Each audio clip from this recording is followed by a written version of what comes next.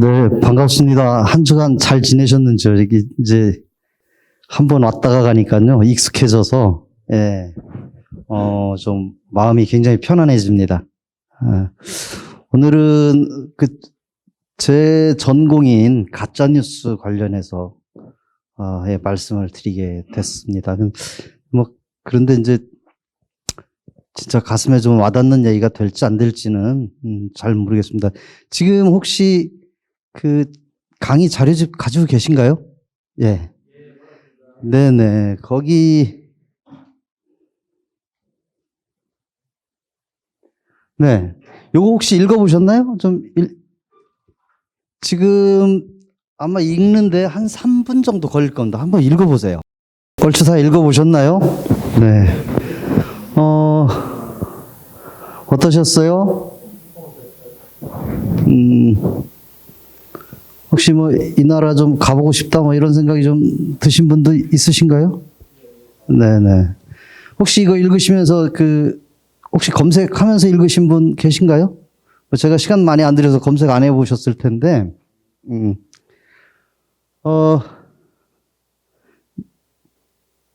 근데 사실 다 가짜입니다, 이거. 이 내용. 예. 열심히 읽으셨는데요. 이 내용 다 가짜입니다. 이 고틀란드라고 하는 나라 없습니다. 물론 이제 스웨덴 발트에 가면 고틀란드라고 하는 섬이 있기는 해요. 네, 섬이 있긴 한데 그런 나라는 없어요. 그리고 뭐 그러다 보니까 이제 저 섬 자체를 나라라고 제가 거짓말을 했으니까 그 안에 들어가 있는 내용 다 가짜겠죠, 그죠? 네. 뭐 이 중에 진짜인 게 뭐 거의 없습니다. 다만 중간중간에 진짜를 좀 살짝살짝 넣었죠. 뭐 예를 들면 저 신성 로마 제국 마지막 황제 뭐 프란치 2세라든지 뭐 이런 것들은 이제 실제 있는 내용들을 중간 섞어서 제가 어젯밤에 이 가짜를 쓰느라고 막 애를 먹었습니다, 혼자. 근데 이거 가짜라고 아무도 생각 안 하셨죠? 읽으시면서. 이거 진짜라고 생각하셨죠? 왜 이게 진짜라고 생각이 드셨을까요? 근데 대부분 말입니다. 이걸 진짜라고 믿는 이유가 뭐냐면, 팩트라는 거예요, 사실. 여기에 보면 뭐, 연도도 나와 있고, 땅 면적도 나와 있고, 아주 굉장히 구체적이죠, 다. 구체적으로 다 써놨습니다. 그 다음에, 뭐, 겨울왕국 얘기도 있고, 13세기 뭐 이런 얘기도 있고, 뭐 신성 로마 제국도 있고, 또 뭐 영국의 선박 인양 업체 도크와이즈 뭐 이런 것도 제가 다 꾸며낸 거지만, 어쨌든 그럴싸하잖아요, 그죠? 여기서 거짓이라고 전혀 느껴지지 않았다라고 하는 걸 마지막에 결정지은 게 저 밑에 조선일보라고 해서 또 이렇게 로고까지 또 이렇게 해서 제호까지 집어넣었어요. 이게 마치 이제 언론에서 보도가 된 것처럼, 언론에 실린 것처럼 그렇게 해놨죠. 이거를 내가 검색을 해보지 않은 이상 이거를 가짜라고 생각하시는 분들은 거의 없습니다.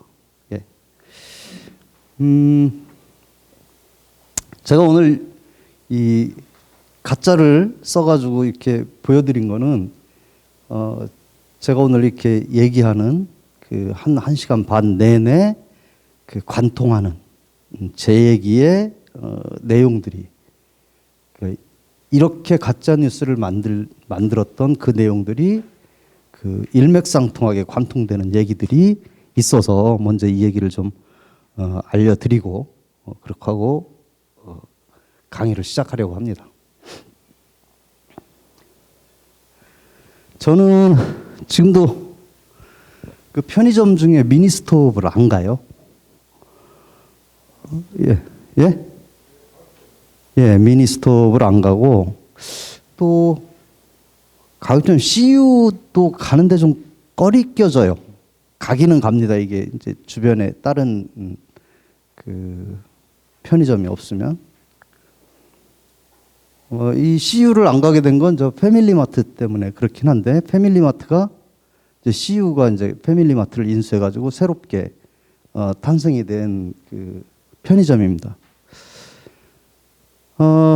이게 왜 제가 그 안 가게 됐냐면, 물론 이제 저는 지금 유니클로도 안 가고 또 뭐 다이소도 안 갑니다. 이게 일본 기업이라고 하는 어떤 그런 것도 있지만, 제가 한 몇 년 전인가 어디 뭐 누가 보내준 걸 봤는데, 이 미니스톱이나 이런 기업이 다케시마 후원 기업이라는 거예요. 그러니까 다케시마는 이제 독도잖아요. 일본에서 독도, 그러니까 다케시마를 후원하는 그런 기업들 명단을 쭉 보내준 겁니다. 그래서 제가 그걸 보고 내가 몰랐던 사실을 내가 알았구나. 그래서 다시는 저런 미니스톱 같은 데를 안 가야 되겠다라고 했어요. 그래서 안 가게 된 겁니다. 근데 알고 보니까 그 다케시마 후원 기업이라고 하는 게 출처가 모호합니다. 2013년에 뭐 독도 수호 뭐 무슨 그런 단체하고 뭐 어디가 이렇게 해서 명단을 쭉 적었다고 하는데, 그게 이제 전범 기업 명단이라고 이렇게 얘기를 하는데, 어쨌든 다케시마를 어떻게 후원하는지가 없어요. 예. 거기에는 심지어 모토로라라고 하는 미국 기업도 들어가 있어요. 이게 미국 기업 모토로라가 마치 발음이 일본 기업 같은 그런 발음이라서 그런 건지. 근데 제가 그 사실 이건 뭐 별로 근거 없는 어떤 그 문건을 내가 받았구나라고 했지만, 이게 뇌리에 많이 들어가 있는 겁니다. 그래서 지금도 안 가는 거예요. 괜히 저희 가는 게 꺼려지는 거죠. 그러한 사실들이 별로 근거 없는 사실이라고 내가 파악을 했어도 여전히 나한테는 그런 영향이 미쳐진다라고 하는 겁니다. 이것도 몇 년 전에 있었던 얘기인데요. 2017년이네. 그 지금은 은퇴하셨지만 그 신문방송학과 모 교수님이 하루는 저걸 카톡으로 보내줘요. 야, 이거 사실이요? 이렇게 이제 그분도 충청도 사람이니까 이게 말이 되나? 이거 사실이요? 하고 이제 전화를 했는데, 그래서 제가 이거 뭐 확인할 것도 없고, 그래서 아니 저걸 믿습니까? 저 가짜예요. 그랬더니 야, 이거 뭐 어디 뭐 미국의 무슨 신문에서 보도가 났다는데 이렇게 얘기를 하는 거예요. 그래서 이제 급하게 검색을 해봤습니다. 검색을 했더니 물론 저런 내용들이 저런 내용이 만약에 실제였으면 언론에 떠들썩하게 보도가 안 됐겠어요. 예? 일본 외신 외국 그 외신 미국 신문에도 났다는 뉴스가 한국 신문에 안 나겠습니까? 근데 없어요. 보니까 뭐 무슨 뭐 블로그니 뭐 이런 데서 이렇게 떠돌아다니는 거죠.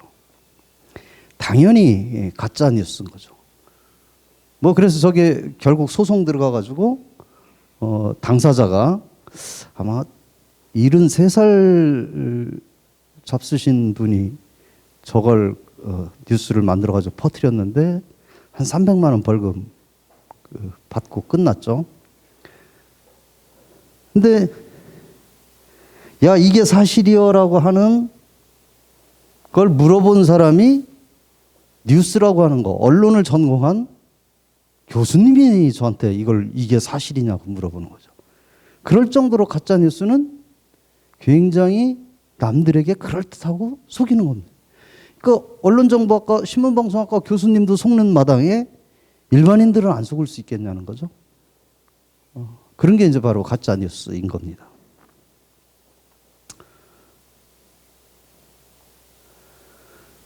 이것도 몇 년 전에 나왔던 건데요. 제가 저한테 연락이 없던 한 10여 년 이상 연락이 없던 고등학교 동창이 갑자기 뭐 문자를 보냈어요. 그러면서 저거죠.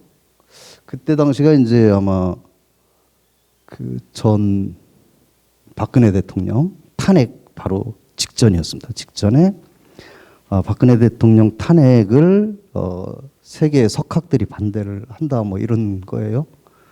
뭐 정치 외교학 박사, 드골 안보 전략 연구소 소장, 장자크 비랄 교수, 또 요에 보면 뭐 시몬 리트나 소장, 뭐 락한 국제안보 연구소 뭐 이런 분들이 반대를 한다고 이렇게 돼 있는 거예요. 그러면서 이제 그 친구가 나한테 너도 정신 차리고 그 촛불 집회 나가지 마라 이제 이런 거죠.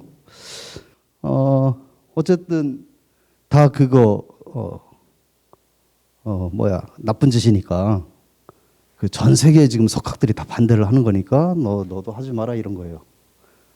자, 이 비랄 교수나 시몬 교수, 이게 누구냐면 시몬이나 비랄은 일본 애니메이션 주인공들 이름이에요.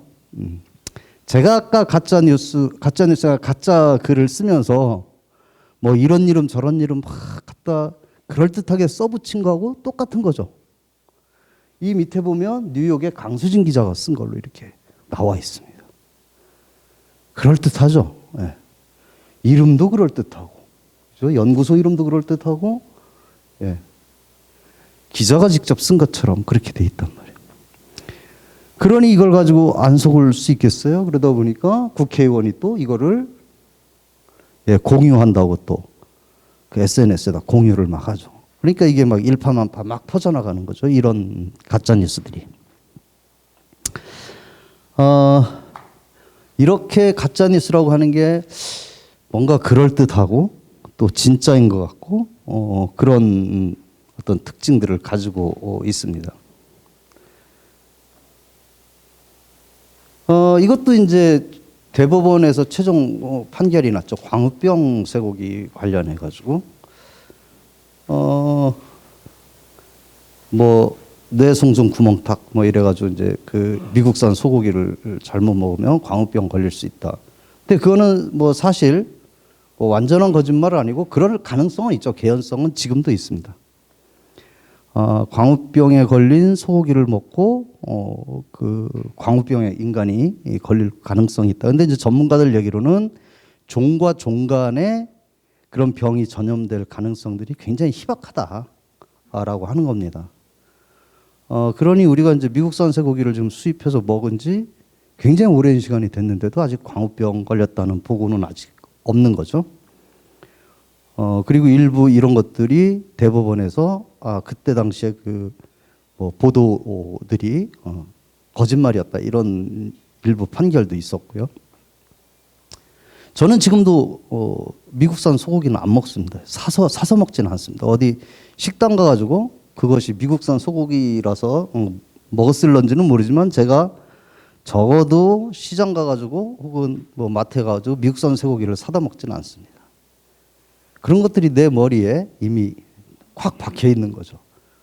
여전히 미니스톱을 안 가는 거라든지, 여전히 이 미국산 소고기를 안 먹는다든지, 이런 것들은 그런 뉴스들이 내 머릿속에 들어와 있기 때문에 아직은 내 머릿속에서 그런 것들이 지워지지 않았다라고 하는. 근데 이제 우리가 이 광우병이라고 하는 그 용어도 그렇습니다. 이게 소해면상뇌증이라고 얘기를 합니다. 전문 용어로는 그렇게 얘기를 한다고 그래요.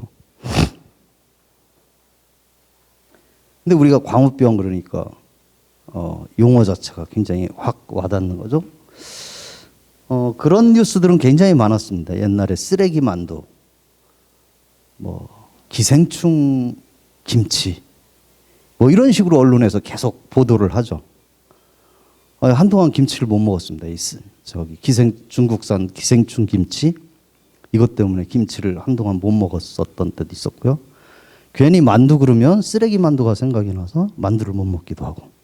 특히 언론들은 그런 용어로서 뭐라고 그럴까요? 좀 사람들에게 어떤 자극을 주고 그런 경향들이 많이 있다는 거죠. 자, 이런 사례 말고도 우리 주변에는 가짜 뉴스는 엄청 무궁무진하죠. 예. 우리는 사실 가짜 뉴스 홍수 속에 살고 있습니다. 이 어느 것이 가짜 뉴스고 어느 것이 진짜 뉴스인지 모르는 그런 시대에 살고 있다라고 봐도 과언이 아닙니다. 어떤 건 가짜 뉴스고 어떤 건 진짜 뉴스고 어떤 건 가짜와 진짜가 섞여 있기도 하고 가짜인 듯 하면서도 진짜이고 진짜인 듯 하면서도 가짜인 것들이 굉장히 많죠. 어쨌든 문재인 침해설이라든지 국민연금 200조 원을 북한에다 퍼주기를 했다든지, 네. 김정은 사망설이라든지, 이게 또 촛불 리본이 뭐 조선 노동당 뭐 깃발이라든지 뭐 이런 그 뉴스, 문재인과 뭐 유병헌, 세월호 그 뭐죠 그 선주 유병헌과 뭐 친분설이라든지 뭐 쌀이 북한에 퍼주게 해가지고 바닥이 났다든지 뭐 이런 뉴스들은 지금 다 가짜로 지금 밝혀졌고 그런 근거들이 다 제시가 됐습니다. 그런데도 불구하고 여전히 우리가 인터넷 들어가 보면 저런 뉴스들이 아직도 살아있고 아직도 유포가 되고 있다는 겁니다. 그런 점에서 보면 우리는 가짜뉴스의 홍수 속에 살고 있다. 그리고 생각해 보면 어떤 가짜뉴스는 뭐 나한테 그렇게 큰 불편을 끼치지도 않기도 하고요. 뭐 그게 가짜인들 어떻고 진짜인들 어떻고 이렇게 생각이 되는 것도 있고 오히려 저처럼 뭐 그런 가짜뉴스 덕분에 일제 상품 안 쓰고 뭐 일본 기업 뭐 상품 안 쓰기도 합니다. 뭐 그런데 이 가짜뉴스가 갖는 그런 굉장한 위험성들 뒤에 좀 설명을 좀 드릴 건데요. 그 이전에 제가 이제 가짜뉴스라고 얘기를 하면서 그럼 가짜뉴스는 뭐고 진짜 뉴스는 또 뭐야? 뉴스가 도대체 뭐지? 어떤 게 뉴스고? 이런 의문점이 들지 않겠어요? 제가 가짜뉴스에 대한 정의를 여러분들에게 말씀드리지는 않았는데 어쨌든 가짜뉴스가 있으면 진짜 뉴스가 있을 거고 그렇죠. 뭐 진짜 뉴스라고 붙이기는 그렇지만 뉴스가 있을 겁니다. 이 뉴스가 뭔지 좀 한번 볼게요.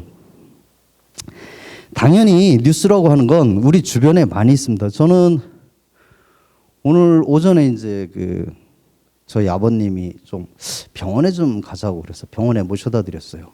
이 다리가 굉장히 안 좋으시다고 그럽니다. 이 발등이 아프시다고. 저한테는 굉장히 큰 뉴스죠.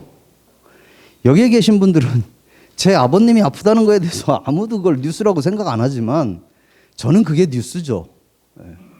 우리 아버님이 아픈데 병원도 가셔야 되고 연세도 점점 많아지면서 걱정도 제가 많기도 하고요. 뭐 우리 애가 지금 대학 졸업했습니다. 지난 여름 학기에. 그것도 저한테는 뉴스죠. 얘 취직을 못하는 것도 저한테는 그 뉴스입니다. 아주 큰 뉴스들이에요, 저한테는. 그러나 여기 계신 분 어느 누구도 그걸 뉴스라고 생각하지 않죠. 뭐 그런 일이 있는지 없는지 모르죠. 그거는 뭐 누구에게나 다 있는 다반사인데. 그래서 뉴스는 내 주변에서 일어나는 나에게 어떤 영향을 끼칠 수 있는 혹은 내가 관심을 가질 만한 어떤 소식들 이런 것들 뉴스라고는 해요. 근데 우리가 흔히 일반적으로 그걸 뉴스라고 하지만 신문이나 방송에 실리는 거하고는 별개인 거죠.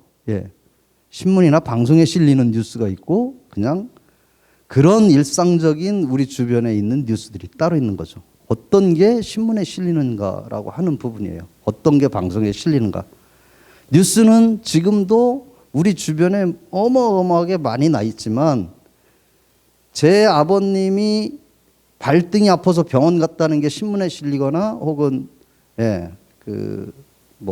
방송에 나오지는 않습니다.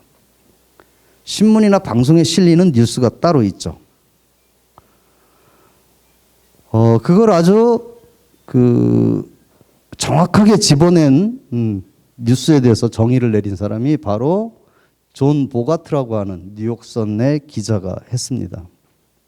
그죠? 개가 사람을 물면 그것은 뉴스가 아니다. 개가 사람을 물면 뉴스가 안 된다는 거죠. 그런데 반대로 사람이 개를 물면 그게 뉴스다 이렇게 얘기합니다. 개가 사람을 물면 뉴스가 안 되지만 사람이 개를 물면 뉴스가 된다는 겁니다. 이건 뭐냐면 이게 비정상적인 거여야 뉴스가 된다는 겁니다. 이게 사람들이 그랬어? 개가 사람을 무는 건 뭐 물을 수 있잖아요. 그런데 사람이 개를 무는 건 일어나지 않을 그런 일들인 거죠. 브링클리라고 하는 사람도 그런 얘기를 했어요. 비일상적인 것, 예기치 못한 것, 이것이 뉴스라는 거죠. 평온한 것은 뉴스가 아니다. 그냥 일상적인 건 뉴스가 아니고. 그래서 비행기가 예정된 시각에 출발했다. 그건 뉴스가 아니지만 그 비행기가 추락했다? 이거 안 됐지만 이건 뉴스라는 거죠. 그래서 뭐 뉴스를 우리가 기자들이 어떤 걸 뉴스라고 판단해가지고 신문이나 방송에 실는 거는 여러 가지 기준이 있기는 합니다. 이게 시의성이 있어야 되고 또 저명성도 있어야 되고 뭐 흥미성도 있어야 되고 영향성도 있어야 되고 뭐 이런 여러 가지가 있긴 합니다만 대표적으로 하여튼 비정상적으로 일어나는 일들에 대해서 기자들이 관심이 많다는 겁니다. 그래서 뉴스는 해롭다는 겁니다. 우리가 뭐 가짜 뉴스 혹은 뭐 무슨 뭐 왜곡 보도 이런 것만 나쁜 게 아니고 일상적으로 뉴스는 해롭다라고 하는 주장을 하는 사람이 있습니다. 이 롤프 도벨리라고 하는 사람인데요. 뉴스 자체가 불량품이고 선정적일수록 많이 읽히고 부정적 얘기만 한다. 실제 그렇습니다. 사람들이 신문이 오면 지금은 물론 종이로 신문 보시는 분들 많지 않습니다만 신문이 집에 오면 제일 먼저 사회면부터 본다고 합니다. 사회면에 뭐가 있을까요? 맨날 사람 죽이고 뭐 교통사고 나고 강도 어짓하고 또 뭐 지금 태풍 올라온다고 하는데요. 태풍 올라와가지고 또 뭐 물난리 나고 뭐 바람 불어가지고 다 쓸어가고 이런 얘기들만 하잖아요. 근데 그게 관심이 있다는 거예요, 사람들이. 그걸 본다는 거죠. 그게 제일 먼저 관심이 있는 거예요. 정치면 보면 막 맨날 또 치고받고 싸우는 거잖아요. 여야가 싸우고 뭐 치고받고 하는 거잖아요. 그 뉴스 나오죠. 스포츠면 안 싸우는 겁니까? 예, 삼성하고 한화하고 붙으면 저는 한화 응원합니다만 맨날 이게 막 열이 뻗죠. 네, 그것도 싸우는 거잖아요. 싸우고 갈등하고 지지고 볶고 하는 거를 뉴스로 다 취급한다는 겁니다. 아까 얘기했던 대로 우리가 평온하고 일상적인 거는 잘 보도를 안 한다는 거예요. 그래서 그 뉴스 자체가 불량품이고요. 또 선정적일수록 사람들이 많이 찾는다는 겁니다. 그리고 부정적인 얘기만 해요. 뭐 뉴스뿐이겠습니까? 뭐 지금 유튜브든 예, 뭐 이런 것들도 크게 다르지 않죠. 뭐 우리가 어떤 가치 있는 얘기를 하는 게 아니라 그냥 유명하고 시끄럽고 또 뭐라 그럴까 우리가 사고하고 통찰하고 우리 사회를 바라보는 어떤 이런 것들에 대해서는 별로 도움을 주는 뉴스들이 나오지 않는다는 겁니다.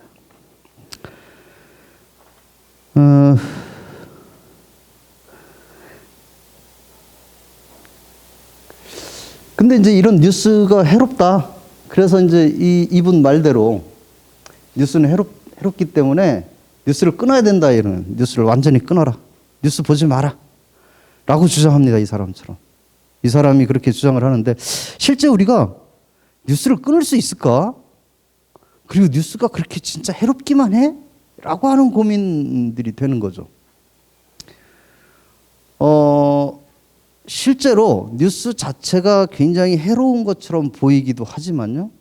우리 사회를 역동적으로 변화시켜 왔던 것들도 가만히 생각해 보면 어떤 뉴스 하나를 통해서 우리 사회가 크게 변화되어 왔던 적이 굉장히 많죠. 숨겨질 뻔한 것들이 숨겨져 가지고 영원히 묻힐 뻔한 것들이 드러나 가지고 역사를 바꾸기도 하고 그런 일들이 일어나죠. 뭐 1987년도에 이거는 뭐 제가 학교 다닐 때 있었던 사건들이니까 1987년도에 박종철 군이 고문으로 죽었던 거를 뭐 탁친이 억하고 죽었다라고 발표했던 것도 그게 언론에서 그게 아니고 물고문으로 죽었다라고 하는 것들이 일부 나오기 시작하면서 진실이 밝혀지기 시작하는 거죠. 그러면서 뭔가 민주화 운동도 일어나고 우리 사회가 한 바퀴 이렇게 변하는 그런 계기가 온 거죠. 그것이 언론이 없었으면 그런 역동적인 우리 사회 역동성을 진짜 포기하면서까지 뉴스가 해롭기 때문에 보지 말까? 라고 할 수는 없는 거 아니겠는가라고 하는 겁니다. 뉴스가 해로운 건 맞지만 그렇다고 해서 우리가 뉴스를 포기하고 버릴 수는 없는 거죠. 그래서 중요한 게 진짜 뉴스와 가짜 뉴스를 가려내는 거. 진짜 뉴스와 가짜 뉴스를 우리가 제대로 볼 수 있는 게 이런 것이 중요하다라고 하는 그런 말씀을 드릴 수 있겠습니다. 자, 이제 진짜 뉴스가 뭔지를 봤으니까요. 우리 가짜 뉴스를 한번 볼게요. 가짜 뉴스. 가짜 뉴스가 처음에는 어떻게 가짜 뉴스로 전문가들이 정의를 내렸냐면요. 이 언론사가 보도하지 않은 뉴스를 마치 언론사가 보도하는 것처럼, 이 언론사가 보도하는 것처럼 위장을 해서 내보낸 그야말로 가짜 뉴스입니다. 이 언론이 보도한 것처럼 포장을 한 거예요. 그랬는데 그 뒤에는 이제 점점 범위가 넓어져서 지금은 다 가짜예요. 뭐 허위 정보도 가짜고 왜곡 정보도 가짜고 왜곡 보도한 것도 가짜고 지금은 이제 막 기레기라고 하는 말이 일상적으로 쓰이잖아요. 기자 플러스 쓰레기. 그냥 내 마음에 안 맞아도 이건 가짜 뉴스예요. 조금만 틀려도 가짜 뉴스. 이게 뭐 블로그에서 나왔던 거든 아니면 뭐 정통 언론사에서 나왔던 거든 어쨌든 좀 틀리면 가짜 뉴스라고 이렇게 범주가 굉장히 넓어졌고 정치권에서는 뭐 흑색선전, 의혹제기 이런 것들도 다 가짜 뉴스라고 합니다. 지금 뭐 텔레비전이나 뭐 혹은 신문 같은 걸 보면 그냥 가짜 뉴스 뭐 우리 내 생각하고 좀 달라 그러면 이거 가짜 뉴스야 이렇게 발표하죠. 여당이든 야당이든. 이제 가짜 뉴스의 범주가 굉장히 넓어졌습니다. 옛날에는 그나마 그럴듯하게 포장도 했어요. 이게 마치 어디 언론사에서 보도한 것처럼 포장도 하고 그랬지만 지금은 그렇지 않은 것들이 막 쏟아져 나오죠. 유튜브에도 지금 막 수없이 쏟아져 나오고 있고 그렇습니다.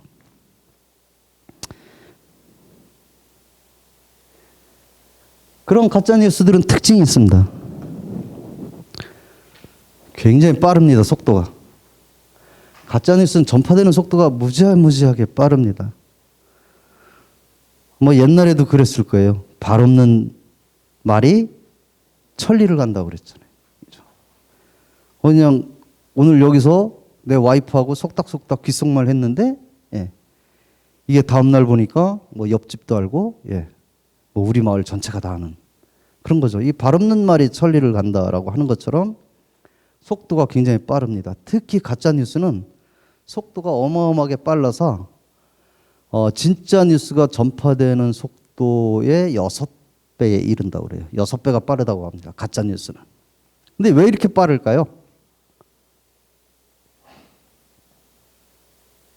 혹시 확증 편향이라는 얘기 들어보셨죠? 확증 편향이라고 하는 거는 내가 그렇게 믿고 싶은 거, 나의 가치관, 나의 철학과 딱 맞는 어떤 것이 어떤 정보가 나한테 딱 오면 우리 몸에서요, 이 뇌하수체에서 도파민이 막 분비가 된답니다. 이거 내 생각하고 똑같아. 와, 내가 평소에 가지고 있는 생각하고 똑같아 라고 하는 정보가 나한테 오면 막 그 호르몬이 막 분비가 된답니다. 그래서 막 너무 기쁜 거예요. 이거를 빨리 알려주고 싶어. 내 옆에 있는 사람한테. 그래가지고 막 받자마자 그냥 막 카톡으로 막 퍼나르는 거죠. 야, 이거 너도 알아야 돼. 너도 알아야 돼. 뭐 이런 겁니다. 그래서 속도가 엄청 빠르다는 거예요. 6배나 빠르답니다. 그리고 특히 요즘 뭐 소셜 미디어, SNS 발달해서 옛날처럼 뭐 이 사람한테 얘기 듣고 뭐 전화해가지고 야, 이렇다더라 저렇다더라 이렇게 되지 않죠. 그냥 대량으로 한번 그냥 단톡방에서 확 쏘면 그냥 무작위로 그냥 확 퍼지는 거죠. 우리가 오늘 여기서 했던 얘기, 여기서 내가 카톡으로 쏘면 미국에 있는 내 친구한테도 벌써 그 내용이 가는 거죠. 어떤 데는 거꾸로 미국에 있는 친구가 나한테 연락을 해가지고 야, 이거 진짜야? 이렇게 물어보는 경우도 굉장히 많습니다. 국경을 뛰어넘는 그런 시대가 된 거죠.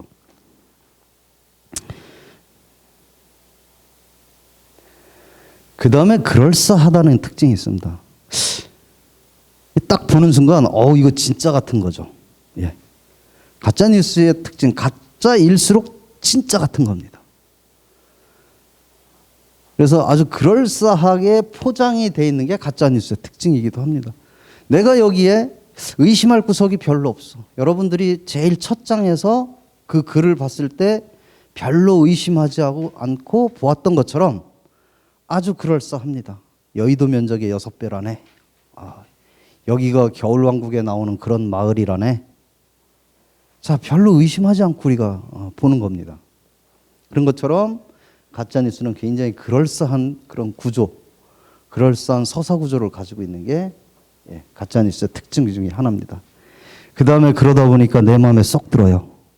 희한하게 내 머릿속을 들어왔다 갔나 이 사람이? 라고 할 정도로 그 뉴스가 나한테 딱 맞는 겁니다. 내 입맛에 아주 딱 맞는. 그래서 가짜뉴스의 특징은 여러 가지가 있지만 대표적으로 전파력이 빠르고 그럴싸하고 내 마음에 쏙 드는 것들이 가짜뉴스의 특징이라는 겁니다.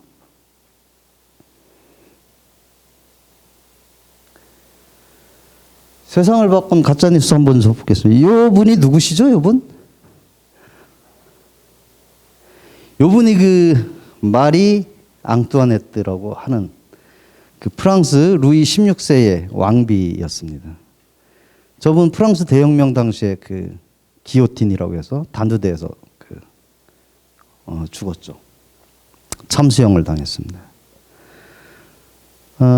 이분이 한 말이 사람들이 바깥에서 데모를 하니까 시녀한테 그랬다죠. 아니 저 사람들 왜 저렇게 시끄럽게 해서 데모를 하지? 그러니까 빵을 달라고 그럽니다. 배가 고파서. 그러니까 빵이 없으면 케이크 먹으면 되지 뭐가 문제인데 이렇게 얘기를 했다는 거죠. 그것 때문에 죽었습니다, 이분. 근데 후세에 그 사학자들이 연구해 보니까 그런 말 한 적이 없다는 거예요. 이거 이제 사실은 후세 그 승자의 기록이니까. 사실 마리 앙뚜아네트는 14살에 루이 16세한테 시집을 와서 아주 활달하고 젊고 뭐 또 뭐라 그럴까요? 어떤 못 사는 사람들에 대한 그런 자비심도 있었고 굉장히 뭐 그랬다고 해요. 그런데 루이 16세가 전혀 무뚝뚝한 성격에 그래서 잘 안 맞아서 이 마리 앙뚜아네트가 그 사치품으로 그걸 자기 마음을 많이 달랬다고 그래요. 그래 결국은 죽었는데 나중에 이제 마리 앙뚜아네트에 대한 재평가 작업들이 이루어지는데 대체적으로 그 가짜 뉴스들이 많이 마리 앙뚜아네트한테 씌워졌다 이런 평가들이 있습니다. 그래서 죽었죠. 그래도 뭐예요? 세계사를 바꿨잖아요.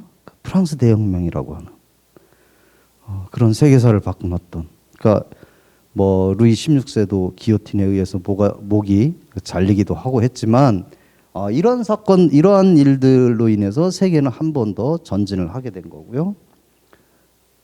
반면에 요거는 동아일보가 1945년에 신탁통치와 관련된 보도였습니다.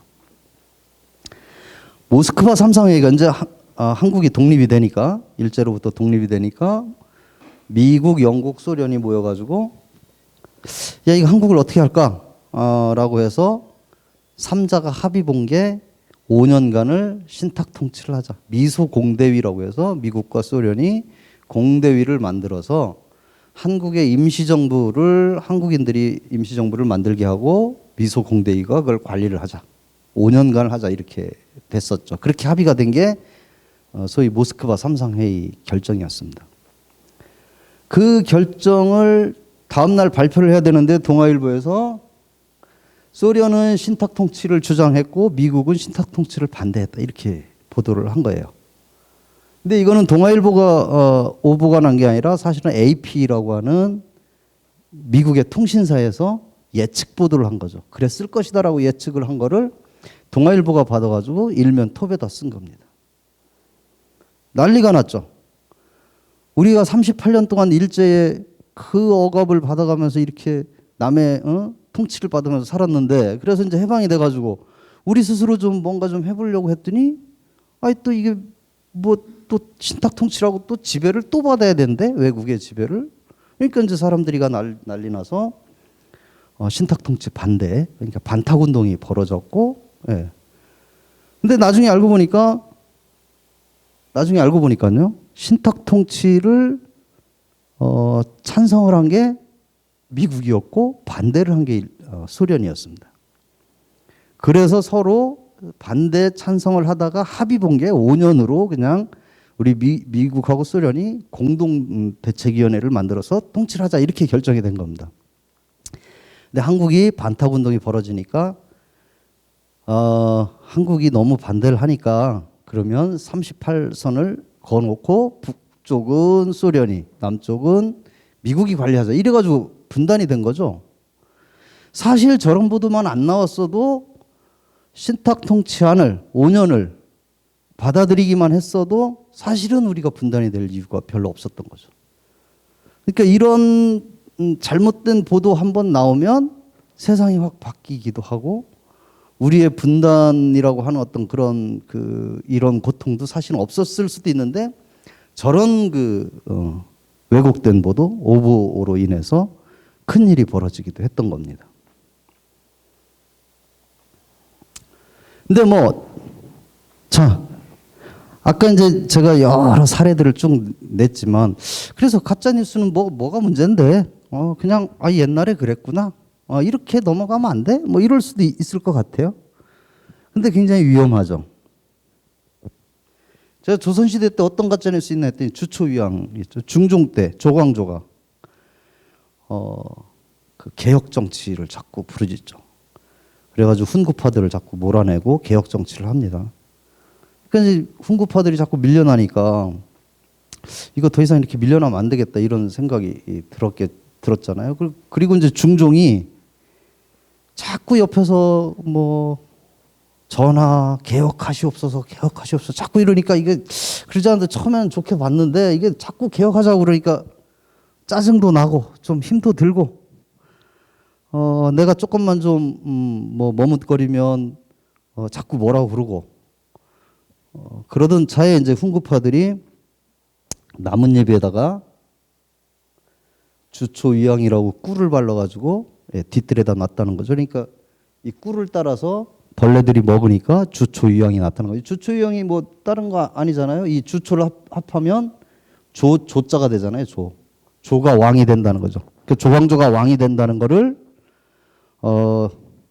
뒤에 있는 벌레들도 알고 조광조가 왕이 되려고 한다. 이걸 나뭇잎을 가져가서 왕한테 고자질해가지고 결국 기묘사화로 조광조부터 해서 뭐라 그럴까요? 개혁 신진사대부들이 전부 몰살당했죠. 자, 이런 가짜 뉴스 하나가 사람들을 싸그리 죽이고 그런 어떤 개혁 정치, 개혁하려고 하는 어떤 그런 거에 제동을 거는 그러니까 역사를 거꾸로 돌리는 그런 일들이 벌어지는 거죠. 굉장히 무서운 거죠. 더 무서운 게 있습니다. 관동 대지진. 일본에서 대지진이 일어났잖아요. 지진이 일어나서 수많은 사람들이 죽었습니다. 막 민심이 흉흉해지죠. 일제가 이걸 어떻게 수습을 해야 되겠어요. 그러니까 어떻게 했어요? 조선인들이 우물에다 독을 풀었다 이렇게 거짓말을 하죠. 그냥 그런 거짓말이 떠돌다가 마이니치 신문에 조선인들이 우물에 독을 탔다는 그런 설이 있다. 이런 보도를 합니다. 그러고 나서 일본이 자경단을 조직해가지고 조선인들 한 6,000명, 7,000명 학살을 하죠. 가짜 뉴스가 사람들을 막 죽이는 겁니다. 부시하고 후세인하고 미국 이라크 전쟁도 마찬가지죠. 이라크가 대량 살상 무기를 가지고 있다. 이런 가짜 뉴스 하나로 부시가 전쟁을 일으켰죠. 그래가지고 수많은 사람들이 죽었죠. 전쟁 나가지고. 후세인이 나중에 체포돼가지고 나중에 사형당했습니다만 사형당할 때 뭐라고 그랬어요? 그래서 어떻게 대량 살상 무기는 찾았나? 라고 비꼬았죠. 그러니까 대량 살상 무기라고 하는 이 가짜 뉴스 이걸 고리로 해가지고 이라크를 무릎 꿇리고 내 마음에 안 드는 그런 정적 외국의 어떤 지도자를 없애버리고 전쟁을 일으키는 그런 게 되는 거죠. 최근에 홍역 백신이 자폐증을 유발한다고 하는 그런 가짜 뉴스가 돌았어요. 그래서 사람들이 애들한테는 홍역 예방주사 안 맞추겠다 뭐 이런 일들이 벌어졌죠. 이게 아마 한 20여 년 전에 어떤 연구 보고서에 저런 내용이 있었다고 해요. 근데 그게 데이터가 잘못돼가지고 그런 연구 보고서가 나와서 이게 가짜 뉴스라고 하는 게 밝혀졌죠. 근데 이런 뉴스가 나오면 어떻게 돼요? 백신 안 맞죠, 사람들이. 백신 안 맞으면 어떤 일이 벌어져요? 물론 백신 맞아서 부작용이 있을 수는 있지만 백신을 안 맞게 되면 그런 저런 그 왜곡된 보도, 허위 보도로 백신을 안 맞게 되면 안 맞은 사람이 걸려가지고 죽을 확률이 더 크죠. 예, 수많은 사람들이 그런 위험에 놓여 있는 겁니다. 그래서 이런 가짜 뉴스라고 하는 거는 사람들의 목숨하고 굉장히 많이 관련이 돼 있어요. 특히나 이런 가짜 뉴스들은요, 어떤 문제가 되냐면 편견에서부터 아주 대학살까지 이르는 그런 과정들이 있습니다. 제가 이제 여기에 계신 선생님들이 이렇게 한 분 한 분 이렇게 보면서 저분은 어떤 분이시겠다, 저분은 어떤 분이시겠다 이런 생각을 해요. 근데 그런 게 대부분 뭐에 비롯된 거죠? 편견에 비롯됩니다. 예. 안경을 쓰시면 저분은 공부를 좀 잘하셨겠다. 뭐 이런 생각. 예. 뭐 이런 게 이제 다 편견이잖아요. 실제하고는 다른 거죠. 최근에 우리가 그 아프가니스탄에서 우리를 도왔던 그런 분들 이제 다 아프가니스탄 그 사람들을 데리고 왔단 말이에요. 근데 그런 얘기들이 많죠. 왠지 중동에서 오면 이게 뭔가 좀 이슬람, 테러 뭐 이거하고 자꾸 연결을 하는 겁니다. 뭔가 좀 불안해. 쟤네가 이게 우리나라에 있으면 뭔가 좀 테러를 일으킬 것 같고 그래요. 다 이런 게 뭐예요? 인종적인 편견이죠. 자, 이 편견은 뭘 가져오냐면요. 혐오를 가져옵니다. 쟤는 우리하고 달라 이렇게 되면 혐오를 하게 되고요. 혐오를 하면 차별하죠. 왜 쟤하고 나하고 똑같이 뭐 예를 들면 그 의료보험 쟤는 외국인인데 왜 나하고 똑같이 의료보험을 해줘? 혜택을 줘? 이건 내 세금이잖아? 이렇게 되는 거죠. 편견, 차별, 배제 이렇게 되면 뭐가 나오냐면 저런 애들은 맞아도 싸. 때려도 돼. 그게 나중에 어떻게 돼요? 죽여도 돼. 가 되는 겁니다. 홀로코스트가 그렇게 해서 생겼죠. 독일이 유대인 학살하게 된 게 별거 아니에요. 쟤네와 우리는 달라. 유대인과 우리 게르만 민족은 달라라고 하는 것에서부터 비롯돼서 결국은 대학살로 가는 거죠. 바로 이런 일들이 바로 그런. 그래서 우리가 가짜 뉴스를 만들 때 어디서 비롯되냐면 편견에서 비롯되는 경우가 굉장히 많습니다. 편견을 통해서 가짜 뉴스를 만들고 그렇게 해서 테러도 하게 되는 거죠. 이거는 뭘로 테러를 하는 거냐면 언론, 그러니까 보도로 테러를 하는 거죠. 글로써 테러를 하는 겁니다. 사람을 실제 죽이는 게 아니라 그렇게 해서 부추기는 그런 일들이 벌어지는 겁니다. 가짜뉴스는 왜 일어나냐면요. 기본적으로는 경제적인 이익 때문에 가짜뉴스가 일어났어요. 지금은 우리가 신문이나 방송, 그러니까 가짜뉴스가 예전에도 나오긴 했습니다만 가짜뉴스가 갑자기 막 붐이 일어난 건 인터넷 발달로 인해서 가짜뉴스가 막 붐이 일어납니다. 클릭을 많이 해서 많이 보면 거기에 돈을 줘요. 여러분들이 유튜브 보시잖아요. 유튜브 그거 보면 그게 돈입니다. 한번 클릭해서 유튜브 한번 보잖아요. 그러면 조회수가 나오죠. 그 조회수가 예를 들어서 만 조회가 나오거나 10만 조회가 나오면 유튜브 회사에서 돈을 주죠. 그 사람한테. 네. 그래서 100만 조회 뭐 이렇게 나오면 아무것도 안 하고 그것만 해도 먹고 삽니다. 엄청나게 많은 돈을 줘요. 너 계속 그런 거 만들어서 사람들을 계속 여기로 끌어들이게 만들어라고 하는 게 바로 유튜브 회사의 정책이거든요. 그래서 유튜브를 만드는데 아까 얘기했죠. 정상적인 거 만들면 사람들이 안 봅니다. 신문사에 계신 분들 요즘 돈 벌려고 유튜브 해요. 근데 그 클릭 수가 별로 없어요. 그래봐야 40개, 50개. 돈 벌리지 않습니다. 왜? 그 사람들 재미없게 만들거든요. 재밌게 만들어야 되거든요. 재밌게 만들어야 돈 버는 겁니다. 그래서 재밌게 만들려면 뭐예요? 조금 더 강도가 좀 세야 되고, 뭔가 좀 선정적이어야 되고, 뭔가 남이 안 하는 걸 해야 되고 그런 거죠. 그러니까 사람이 개를 막 물어야 되고, 막 이런 것들을 자꾸 만들어내는 겁니다. 그래야 사람들이 많이 보죠. 많이 보면 내가 돈을 많이 버는 거예요. 그러니까 가짜 뉴스를 계속 만들어내는 게 바로 경제적인 이익 때문에 그렇습니다. 경제 외적인 이익도 굉장히 많죠. 트럼프 당선되는데 크게 기여한 게 가짜 뉴스였습니다. 프란치스코 교황이 트럼프를 지지했다. 이거 트윗 날렸죠. 프란치스코 교황이 그런 일을 한 적이 없는데, 그런 말 한 적이 없는데, 그런 가짜 뉴스가 떴죠. 이게 96만 건이나 리트윗 되죠. 막 트위터에서. 클린턴이 이슬람 국가에 무기를 판매했다. 클린턴이 이슬람 국가에 이메일을 유출했다. 공무직 부격적자다. FBI 요원 아내를 죽인 뒤에 자살했다. 이런 식의 가짜 뉴스들을 막 퍼뜨립니다. 그리고 클린턴이 주장한 게 있죠.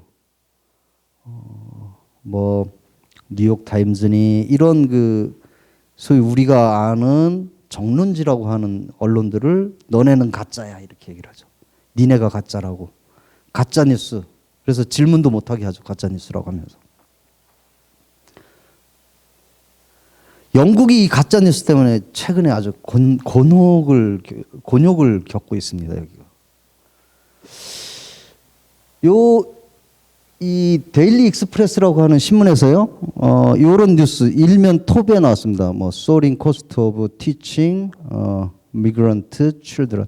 그러니까 외국 이민자 자녀를 교육하는 비용이 아주 급격하게 늘었다. 급증했다는 겁니다. 그러니까 똑같은 거예요. 거기는 이제 외국 이민자들이 막 저 아프리카에서 이민 온 혹은 중동에서 이민 온 이런 이민자들이 많은데 그 사회복지가 잘 돼 있으니까 이민자 자녀들한테 국가가 복지 혜택을 주죠. 교육에. 근데 그게 어마어마하다는 겁니다. 그런 보도가 났는데 그게 그게 잘못된 보도라서 나중에 정정 보도를 했어요. 네. 정정 보도해서 우리가 이거 수치를 잘못 파악해서 이게 가짜 뉴스였다. 잘못했다라고 정정 보도를 했는데도 불구하고 영국의 보수당 정권에서 캐머린 총리가 저 가짜 뉴스 잘 이용하면 내가 정치적으로 좀 뭔가 이득이 좀 될 것 같아요.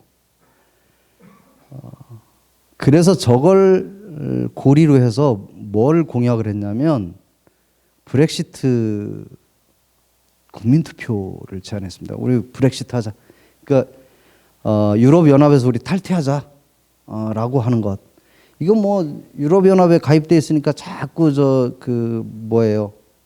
이민자들을, 해외 이민자들이 자꾸 유입되고, 우리 진짜 먹고 살기 힘들지 않냐. 브렉시트 하자. 탈퇴하자. 근데 사실 속으로는 어떤 생각이었냐면요. 설마 이게 통과될까? 통과 될 거라고 생각 전혀 안 했습니다. 그리고 이걸 정치적으로만 이용해서 일단 투표 붙이고 우리 좀 분위기 좀 띄우고 이렇게 하려고 했어요. 그런데 저게 덜컥 통과가 됐습니다. 탈퇴하는 걸로. 지금 골치 아파 죽겠죠. 지금 영국은. 유럽연합에서 지금 탈퇴를 하기로 이제 국민적으로 결정을 받으니까. 지금 몇 년째 계속 지금 논의하고 있는 게 탈퇴하는 방식을 두고 좀 논의하고 있습니다. 어떤 방식으로 탈퇴할까? 일단 뭐를 하고 난 뒤에 탈퇴하자, 하자. 지금 계속 논의하고 있습니다. 지금. 원래 원했던 게 아닌데 저 가짜 뉴스 가지고 조금 이용해 먹으려고 했는데 지금 저런 상태가 된 거죠. 그래서 많은 사람들은 경제 외적인 이익도 취하려고 하는 겁니다.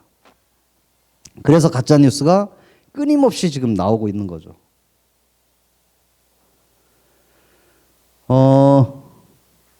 우리 인간은 좀 그렇지 않아요? 저는 사람이 이제 두 가지의 그 상반된 생각들이 있는데, 한편으로는 좀 조용하게 살고 싶고 남 눈길 안 끌고 좀 난 조용하게 살고 싶어 라고 하다가도, 예, 그러다가도 한 3, 4일 아무한테도 전화 안 오고, 아이 술 먹자는 놈도 없고, 이거 내가 이 세상에 완전히 버려진 것 같고 막 그런단 말이에요. 그럼 뭐 전화해서 또 뭐 그래서 이렇게 또 모여가지고 세상 사는 얘기도 하고 술 먹고 그렇게 하는 이유가 있습니다. 내가 관심을 받고 싶은 거예요. 이 세상에 존재 이유가 좀 있고 싶어지는 거죠. 그래서 가끔 페이스북에 뭐 나 심심해 뭐 이런 것도 막 올리고 하는 거죠. 그러면 심심하니 뭐 해서 이제 뭐 그럼 한번 볼까 뭐 이런 것도 다 뭐예요? 요즘 애들은 저거 어그로 끈다고 그래요. 어그로를 끌려고 하는 거죠. 또 심지어 그런 걸 심하게 하는 애들은 페이스북이나 혹은 인스타그램에 막 희한한 복장을 입고 막 사진 찍어서 올리거나 막 이러면 너 관종이니? 그렇게 얘기하죠. 관심 종자를 관종이라고 그렇게 얘기를 합니다. 너 관종이야? 뭐 이렇게 얘기를 하죠. 그러니까 너 관심 받고 싶어서 그러지? 라고 얘기를 하는데, 대체로 사람들은 그렇다는 겁니다. 내가 누구로부터 관심을 받고 싶어 하는 거예요. 그래서 정치인들은 그렇게 얘기를 해줘. 그렇게 얘기를 합니다. 어떻게 얘기를 하냐면, 부고만 아니면 어떤 뉴스라도 내가 실리고 싶다는 거예요. 정치인이 제일 무서워하는 게 뭐예요? 나 잊혀지는 게 제일 싫은 거죠. 그래도 뉴스에 나오고 막 텔레비전에 나오다가 내가 국회의원 떨어지고 나니까 어느 날부터 뉴스에 안 나와. 이게 정치인들한테는 제일 힘든 겁니다. 내가 어느 날 나에 대한 뉴스가 안 나와. 이걸 견디기가 힘들죠. 연예인들이 그렇습니다. 연예인들이 갑자기 어느 날 나에 대한 보도가 안 나오기 시작하면 우울증에 걸리고 그러는 거죠. 그래서 사람들은 관심 받고 싶어 합니다. 그러니까 관심 받으려면 어떻게 돼요? 관심 받을 만한 어떤 행위를 하죠. 행동을 하죠. 그게 바로 가짜 뉴스 만들고 막 퍼뜨리고 하는 겁니다. 내가 지금 막 제일 앞에 제가 막 그 가짜로 쓴 그런 글들을 막 사람들이 열심히 막 읽고 고개를 끄덕끄덕하고 그러면 뭔가 뿌듯해. 와, 내가 쓴 거를 열심히 읽고 있네. 이런 거죠. 저거 다 가짜인데. 자, 그런 그 남의 관심을 끌기 위해서 가짜 뉴스를 만드는 사람도 굉장히 많다는 거고요. 그 다음에 이제 왜곡된 합리화입니다. 나는 지금 훌륭한 일을 하고 있어. 내가 이거 가짜 뉴스 이거 만드는 이유가 뭔지 알아? 내가 지금 훌륭한 일을 하려고 하는 거야. 이게 비록 가짜 뉴스지만 이걸 통해서 내가 애국을 하려고 해라고 하는 그 잘못된 합리화가 들어가 있는 겁니다. 그렇죠? 반도체로 끝이면 안 돼. 저거 망해야지. 문재인이 내려오지. 우리나라가 망해야 문재인이 내려오고, 일본이 지금 잘하고 있는 거예요. 우리나라 망해야 됩니다. 이 문재인이 싫어도 우리나라 망하면 안 되잖아요. 그죠? 근데 사람들은 문재인이 내려올 수 있다면 뭐 우리나라 망하다 뭐 반도체고 뭐 그냥 싹 불사지르고 싶어. 이런 심리로 가짜 뉴스를 만들 수 있다는 겁니다. 요거 지금 굉장히 뭐 흐리게 나왔는데요, 사진이. 이게 뭐 작가가 찍은 사진이에요. 이 새가 아마 딱새인가 그럴 거예요, 딱새. 아주 예쁩니다. 이 새끼 딱새들이 쭉 나무에 앉아가지고, 배롱나무 가지에 앉아가지고 있고요. 이 벌레를 물고 온, 육추를 한다고 그러죠. 벌레를 물고 온 어미들이 이렇게 먹이려고 하는 거죠. 근데 저 사진 보면요, 이거 아주 악랄한 사진입니다. 일단 이 나뭇가지, 배롱나무 나뭇가지가 이 어미새도 앉기 어려운 굵기예요. 저렇게 앉을 수가 없어요. 새끼들은 더더군다나 앉을 수 없습니다. 저걸 작가가요, 요 나무에다가 본드를 싹 붙여가지고 둥지에 있는 새끼 다 꺼내가지고 차례로 올려놓은 겁니다. 이렇게 차례로 올려놓은 거예요. 어미가 날라와서 보니까 둥지에 새끼들은 없고 전부 여기에 붙어 있는 거죠.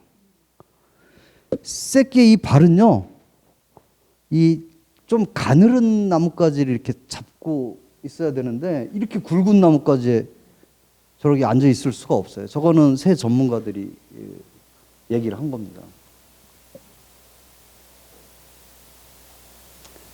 이거를 사진전, 이런 사진전을 했어요. 왜 했냐? 나중에 해명은 그런 거죠. 내가 좀 비록 약간 무리는 했지만 우리 환경 보호라든지 우리 생태계의 중요성을 위해서 이렇게 한 거죠. 자기 자신은 굉장히 합리화가 돼 있는 거죠. 그런데 그게 왜곡된 거잖아요. 저렇게 해서라도 나는 우리 환경의 중요성을 알리고 싶어? 이게 굉장히 왜곡된 거죠. 저렇게 해서 알리면 뭐가 좋겠습니까, 저게? 나비 사진 찍는 작가들 중에 그런 작가들이 있습니다. 본드를 꽃에다 발라놓고 나비 한번 붙으면 떨어져 나오지 못하게 하고 사진 찍습니다. 네.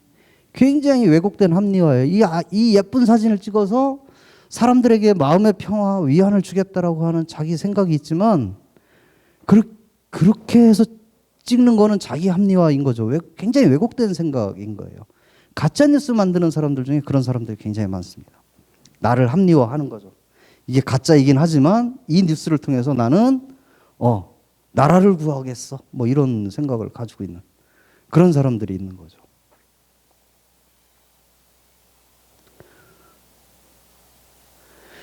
그 다음에 별거 아닙니다. 사람들 누구나가 좀 삐뚤어진 생각이 있어요. 마음속에 부정적인 그런 결과인데, 피노키오가 거짓말 왜 했겠습니까? 했더니 그냥 재밌으니까 하는 거지 재밌어서 합니다. 이런 사람들 왜 했냐고 물어보면 그냥 했다고 해요. 그냥. 우리 가끔 학교 폭력 사건이나 이런 것들 애들 폭력 사건 그냥 재미로 했는데 그런 거죠, 그죠? 그냥 재미로 했다고 그래요. 애들이 그게 문제가 되고 나면 나 이렇게 일이 커질 줄 몰랐어. 그냥 재미로 했어.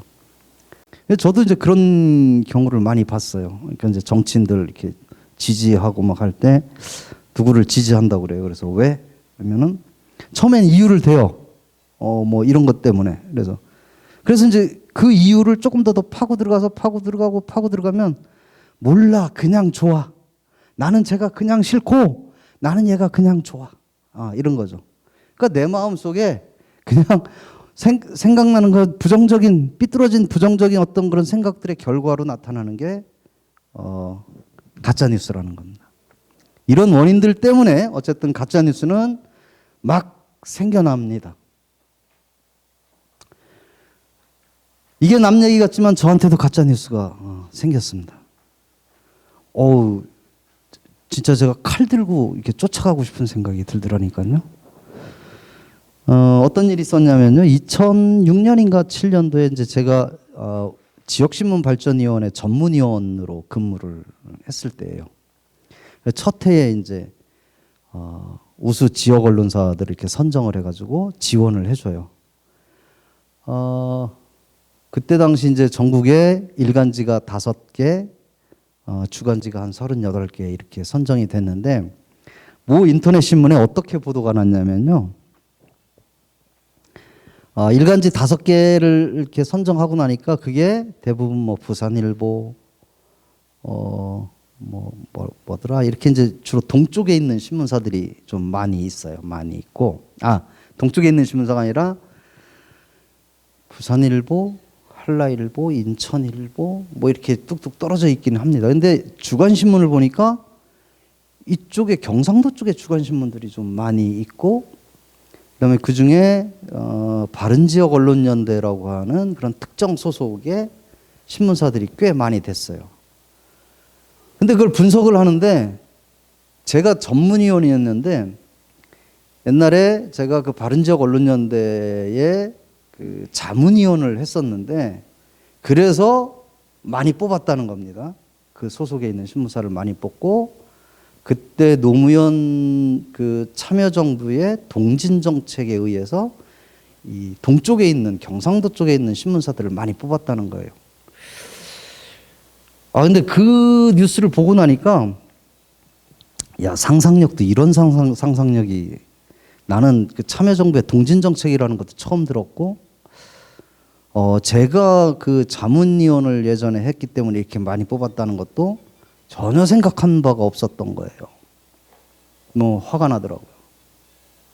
그래가지고 막 진짜 이 몽둥이를 들고 한번 기자실을 쳐들어가고 싶은 생각이 들었는데, 어떤 기자가 저한테 그래요. 그렇게 하지 말라고.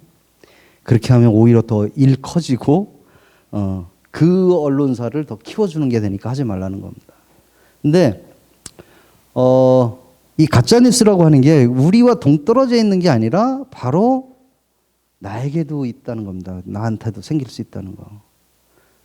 코로나 바이러스가 처음에는 나하고는 전혀 관계없는 건 줄 알았는데 시간이 점점점 지나고 나니까 어때요? 우리 아파트에도 하나 생겼대. 우리 아파트도 확진자가 있대. 뭐 내가 갔던 그 가게에도 확진자가 다녀갔대. 이런 게 이제 막 생기는 거죠. 그리고 심지어는 내가 접촉자로 분류가 돼가지고 와서 검사 받으라는 연락도 해요. 이제 코로나 바이러스가 내 앞에 와 있는 거잖아요.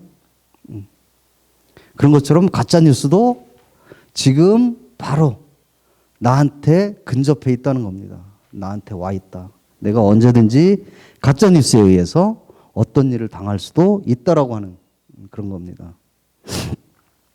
그래서 이제 어떻게 할까? 어쩌라고 그러면 가짜 뉴스 이렇게 많은데 이거 빨리 대책 세워야 될 거 아니야? 이거 심각하네. 이거 세워야지 대책. 대책? 네, 없습니다. 이거 뭐 무슨 대책이 있겠어요? 대책 없습니다, 진짜. 제가 언론학을 전공하고 또 우리 그 언론학을 학생들한테 가르치지만 사실 언론학의 기본은 언론 자유예요. 가짜 뉴스든 진짜 뉴스든 자유롭게 돌아다녀야 되는 게 기본입니다. 언론학에. 그래서 가짜 뉴스 안 돼, 이거 처벌해, 막 이거 하는 거 그렇게 썩 좋은 생각은 아닙니다. 미국에서 그 유명한 그 뭐라고 그래요? 그 무슨 잡지죠? 그 포르노 잡지. 포르노 잡지가 미국에서는 뭐 일상이잖아요. 그냥 뭐 막 팔린단 말이에요. 이게 어떻게 된 거냐면 포르노 잡지를 처음 만들었던 사람이 투쟁해서 만들어낸 결과예요. 그 사람이 투쟁할 때 뭐라고 얘기를 했냐면 적어도 이런 쓰레기 같은 것들이 막 돌아다니는 거를 그런 자유를 인정을 해줘야 정치인들이 이런저런 얘기하는 걸 규제 안 하고 인정할 수 있지 않겠냐. 이런 쓰레기마저도 단속을 하면 누군가가 뭐 어떤 얘기를 하는 것도 계속 규제를 하려고 하게 될 거다. 그래서 언론의 자유라고 하는 건 굉장히 중요하다. 이런 쓰레기 같은 것도 인정을 해줘야 된다라고 얘기를 합니다. 그래서 미국에서는 쓰레기 천지죠. 그런 뭐 포르노 잡지들이 막 팔립니다. 마찬가지예요. 우리가 지금 여러 가지 그렇다고 해서 가짜 뉴스 돌아다니는 걸 우리가 인정하자는 건 아니에요. 이거 가짜 뉴스 이거 분명히 어떤 대책들이 필요할 겁니다. 그래서 제도적인 대책들이 굉장히 많이 나오고 있어요. 법률적으로 이걸 어떻게 하자 저렇게 하자. 최근에 나왔잖아요. 현재 언론중재법 개정. 그래서 뭐 이런 거죠. 징벌적 손해배상을 하자. 가짜 뉴스를 의도적으로 뉴스를 만들어서 배포를 한 사람한테는 아주 타격이 크게 징벌적으로 손해배상을 청구할 수 있도록 하자. 그래서 회사를 망하게 하자. 가짜 뉴스 만드는 그런 회사들. 미국에서는 하고 있죠. 미국에서는 그 언젠가 대통령 선거 때 여론조사를 잘못해가지고요. 잘못한 그런 그 언론사가 있었습니다. 이게 망했어요. 우리 손해배상 청구 들어가가지고요. 그 회사 재산보다도 많은 어마어마한 벌금이 나왔어요. 망한 거죠. 그런 나라에서는 가짜뉴스 쓰기가 좀 쉽지가 않겠죠. 의도적으로 쓰는 게 쉽지는 않겠죠. 어쨌든 우리도 많은 학자들이 뭐 이런 뭐 규제를 좀 하자 뭐 이런 얘기들을 많이 해요. 그리고 언론중재법 개정하자. 예, 이런 거 필요하겠죠. 근데 저거 한다고 해서 가짜뉴스가 사라질까? 좀 뭐 조심은 하겠지만. 그리고 뭐 제가 1인 뉴스잖아요. 1인 뉴스 뭐 만들고 있어요. 내가 가짜 뉴스 만들다가 나한테 벌금이 뭐 어마어마한 벌금이 떨어졌어요. 아, 그냥 나 자빠지면 돼, 그냥. 나 없어. 뭐 그럴 수도 있을 거 아니에요. 지금 유튜브에서 1등부터 10등까지 그 뉴스를 만드는, 그러니까 1등부터 10등까지 우리나라에서 그 하는 그런 채널들 중에 가짜 뉴스 생산하는 데가 많습니다. 그런 데가 그 많이 구독을 해요, 사람들이. 왜? 아까 얘기했잖아요. 내 마음에 쏙 들고 그 다음에 또 뭐예요? 그럴싸하고. 그러니까 그걸 보는 겁니다. 그리고 그런 사람들이 명예훼손 소송 걸리면 자발적으로 막 돈을 줘요. 또 막 돈 내가지고. 그래서 이 사람 그 가짜뉴스 만드는 사람이 크게 손해 안 봐. 사람들이 그렇게 하고 돈 내주고 그 다음에 또 유튜브에서 나오는 돈 이게 뭐 한 달에도 막 몇십억씩 나온단 말이에요. 그러니 걱정할 일이 없는 거죠. 기술적인 대책도 많이 얘기가 나요. 요즘 뉴스 뭡니까 팩트 체커를 만들어서 이게 가짜인지 사실인지 점검하는 그런 것들을 만들어 보자. 그래서 뭐 시민단체나 비영리 언론사나 기존 언론사 이런 사람들이 모여가지고 그런 팩트 체커를 좀 만들어 보자. 뭐 그런 얘기들이 많이 있죠. 그렇게 되면 아마 뉴스가 좋아지지 않을까 뭐 이런 생각도 하고. 그다음에 기술적으로도 뭐 요즘 그 자동 확인 기술, 인공지능 뭐 이런 거 하고 있어요. 페이스북도 머신러닝이라고 해가지고요. 가짜 뉴스 실으면 자동으로 걸러냅니다. 네. 그런 기술적인 대책들도 막 생겨나죠. 이것도 뭐 하나의 일종의 노력이기도 합니다. 그러니까 법률적으로, 제도적으로 혹은 기술적으로 그런 노력들이 지금 벌어지기도 하죠. 그렇다면 개인은 어떻게 되는가? 내 개인이 문제죠. 우리는 어떻게 할 건가? 뭐 그 법률적으로, 제도적으로, 기술적으로 여기에만 믿고 있어서는 안 되겠죠. 그래서 나온 개념이 바로 미디어 리터러시입니다. 미디어 교육을 해야 된다는 거죠.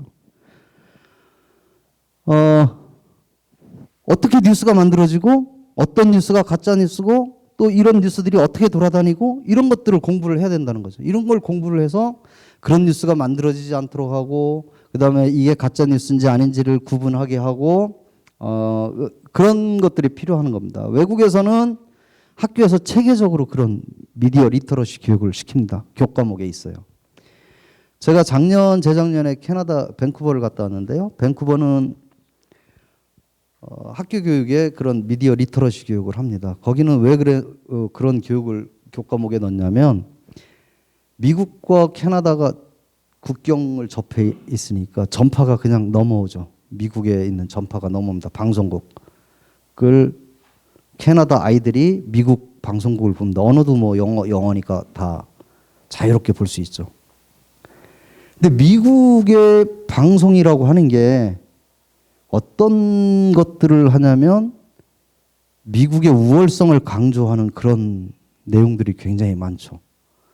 우리 영화 같은 거 보면 미국은 위대해라고 하는 것들을 막 강조하죠. 그다음에 상업성을 띠고 폭력성을 띠고 막 이런 것들이 많이 있습니다. 뭐 예를 들면 우리 서부 영화를 보더라도 서부 영화가 우리는 그냥 재미있게 보지만 그 서부 영화 안에 들어가 있는 여러 기제들을 뜯어보면 미국은 위대하다라고 하는 것들이 들어가 있다는 겁니다. 헐리우드 영화를 보면 전부 미국은 위대하다라고 하는 거죠. 거기에 막 폭력성이 들어가고 잔인한 게 들어가고 막 그런 거죠. 그런 것들이 막 있습니다. 가만히 보니까 캐나다 어린아이들이 자꾸 미국의 텔레비전을 보다 보니까 아이들이 폭력적이고 자꾸 이 캐나다의 우월성이나 이런 것보다는 미국의 우월성에 자꾸 젖어들고 뭐 이런 겁니다. 이거를 어떻게 해야 될까? 그래서 교육을 시키는 거죠. 야, 너네가 드라마를 볼 때 혹은 뭐 영화를 볼 때 잘 봐봐. 이거 다 미국의 우월성을 강조하는 거야. 자동차 같은 거 막 빨리 달리는 자동차 이렇게 보면 그게 다 미국산 자동차에 대한 거고 뭐 그런 거죠. 그런 기제들을 알려주고 니네가 이거에 빠지면 안 돼. 그 다음에 이 폭력성이 학생들에게 어떤 영향을 미치나 이런 것들을 끊임없이 교육을 합니다. 그래서 학생들이 그 뉴스를 볼 때도 그런 것들을 가려서 보는 그런 눈을 가지게 하는 겁니다. 캐나다에서는 1등 국민이요 원주민입니다. 자기네들이 옛날에 죽였던 인디언 원주민들이 퍼스트 네이션이라고 해가지고 1등 국민으로 쳐줍니다. 그런 사람들에게. 그리고 공식적으로 인디언들에게 사죄를 했죠. 그리고 캐나다에서는 죄가 됩니다. 만약에 동양인을 비하한다거나 인디언을 비하한다거나 이거는 큰 죄가 되죠. 곧바로 경찰에 잡혀갑니다.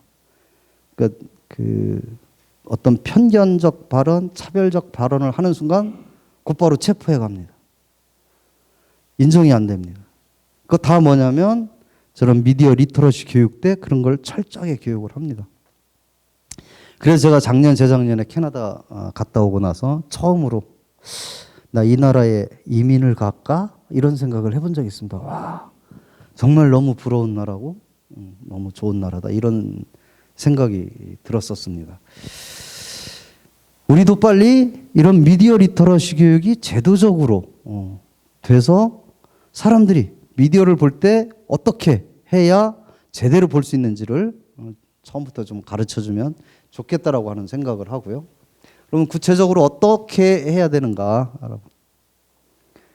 어떤 뉴스를 접했을 때 출처를 확인하세요. 제가 아까 조선일보라고 썼지만 여러분들 조선일보 검색하면 그 글이 원래 있었는지 없었는지 금방 아셨을 겁니다. 그게 가짜인지 아닌지.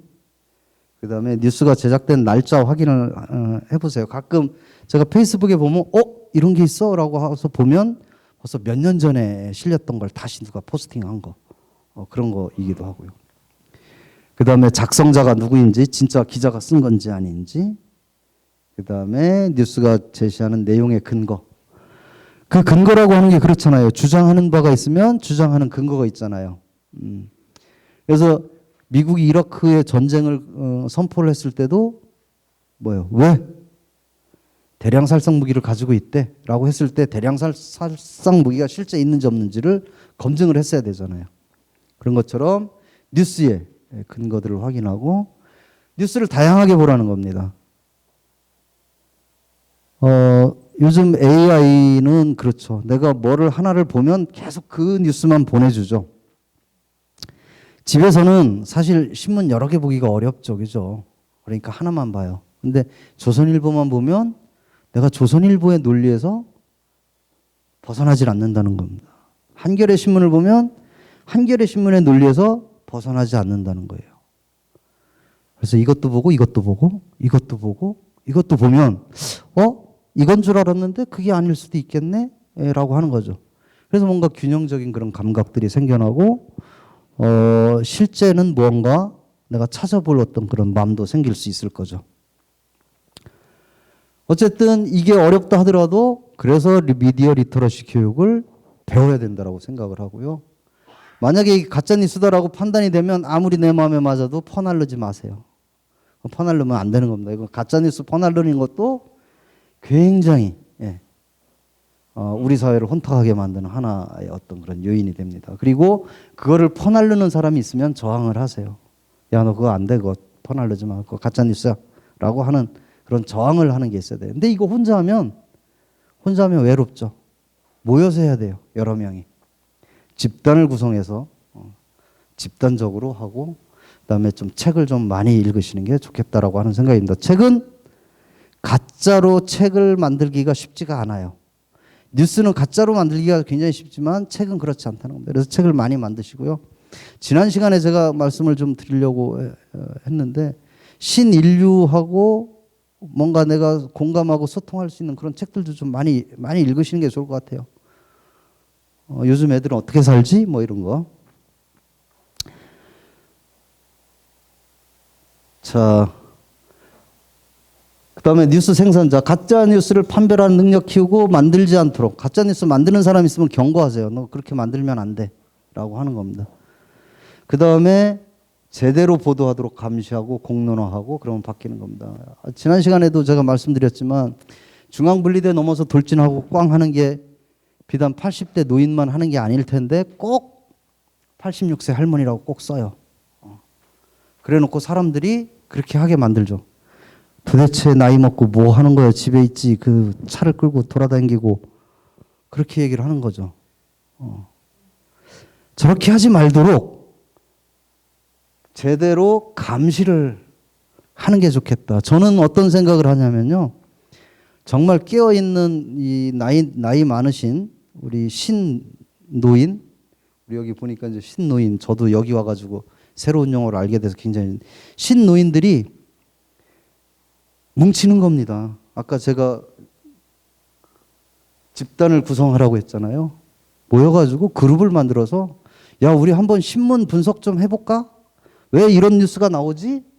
이런 뉴스 만드는 데다가 우리 저기 뭐야? 뭐 항의 이메일도 보내고 이런 이런 뉴스에 대해서 우리가 보고서, 소위 모니터 보고서 한번 만들어 볼까? 우리 노인을 차별하는 그런 뉴스들은 어떤 게 있는가? 노인에 대한 가짜 뉴스는 어떤 게 있는가? 이런 것들 우리 한번 검색해서 그런 모니터 보고서 만들고 이런 것들을 가지고 공론화하고 또 그런 뉴스를 생산하는 사람들에게 경고도 보내고 이러면 적어도 우리 사회가 바뀌지 않을까라고 저는 생각을 좀 해봅니다. 지금 그 얘기가 그 얘기입니다. 디지털 대전환기에 지난 시간에 우리 스마트하게 살아남는 우리 신노인들이 좀 신인류와 같이 살기 위해서는 좀 뭔가 좀 그룹을 만들어서 가짜 뉴스를 구별할 줄도 알고 퍼날르지 말 것이며 또 가짜 뉴스 만들지 못하도록 그렇게 압력을 넣고 그렇게 되면 되겠다. 그래서 정보가 자유롭게 유통이 되는 시장에서 진실된 정보가 많아져서 가짜 뉴스는 사라진다라고 하는 건데 언론학에서는 그게 있습니다. 우리 시장이 있잖아요, 시장. 그래서 우리 자유시장이 뭐냐면 시장의 모든 물건들이 자유롭게 유통이 되는 게 자유시장이잖아요. 이 말에 대한 시장도 있다는 겁니다. 그러니까 모든 말이든 이게 가짜든 거짓이든 이런 얘기들이 뉴스들이 정보들이 막 자유롭게 떠돌아다녀야 되는데 그중에 진짜 정보가 진짜 뉴스가 점점 많아지면일수록 가짜 뉴스는 어떻게 돼요? 시장에서 도태가 되죠. 사라집니다. 그래서 진리가 이 시장에서 살아남는 거예요. 근데 이게 시간이 좀 걸려요. 그래서 우리가 제도적으로 규제하자 혹은 법적으로 규제하자라고 하는 건 뭐냐면 당장 내일 모레가 선거예요. 근데 가짜 뉴스가 확 불어가지고 가짜 뉴스 퍼뜨린 놈이 당선이 돼. 그럼 회복이 불가능하잖아요. 이런 것 때문에 우리가 제도적으로 법적으로 뭔가를 규제하자라고 하는 거지. 진짜는 이 전체 정보의 시장에서 가짜 뉴스와 진짜 뉴스가 혼재하고 있는 이 정보의 시장에서 자유롭게 유통이 되고 진짜 뉴스가 점점 많이 나와지게 되면 가짜 뉴스는 자연스럽게 사라진다는 겁니다. 그래서 가짜 뉴스를 판별할 줄 알아야 되고 그런 가짜 뉴스 나오지 않도록 자꾸 그걸 만드는 사람들에게 경고를 하고 배포하지 말고 그렇게 하고 진짜 뉴스를 자꾸 만들어내는 거죠. 요즘은 1인 미디어 시대니까 내가 뉴스를 만들 수 있잖아요. 젊은 아이들도 많이 만들지만 나이 드신 분들도 뉴스 많이 만듭니다. 진짜 뉴스를 내가 많이 만들어내면 이 정보의 시장에서 진실된 정보만 살아남는 그런 시장이 될 거라고 하는 겁니다. 그래서 좀 미디어 리터러시 교육에 여러분들이 많은 관심을 쏟아주시면 좋겠습니다. 제 오늘 강의는 여기까지 마치도록 하겠습니다. 고맙습니다.